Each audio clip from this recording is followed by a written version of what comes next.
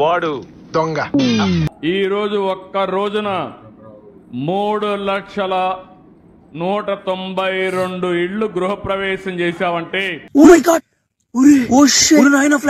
నిన్న ఒక 3 లక్షల ఇళ్లకి చంద్రబాబు నాయుడు గారు జగన్మోహన్ రెడ్డి గారు కట్టించినటువంటి 3 లక్షల ఇళ్లకి చంద్రబాబు నాయుడు గారు ఇల్లు గృహప్రవేశం చేసి వచ్చారు. అర్థం కాలేదా? అటు చూడు. ఇండ్లు పూర్తి చేసుకున్నటువంటి శ్రీమతి ముంతాజ్ గారు, అవి జగన్మోహన్ రెడ్డి గారు ఉన్నప్పుడు, జగన్మోహన్ రెడ్డి గారు ముఖ్యమంత్రిగా ఉన్నప్పుడు ఏదైతే 2021-22లో ముంతాజ్ బేగంకు జగన్ ప్రభుత్వం మంజూరు చేసినటువంటి ఇంటికి సంబంధించినటువంటి ఆధారం, అక్కడ ఇల్లు నిర్మించదైతే ఇల్లు నిర్మాణం అయితే ఇప్పుడు నువ్వు దానికి వెళ్ళి గృహప్రవేశం చేసావు. 2029కి ప్రతి ఒక్కరూ మీ సొంత ఇంట్లో మీరుండేట్టుగా చేసే బాధ్యత ఈ ప్రభుత్వాన్ని.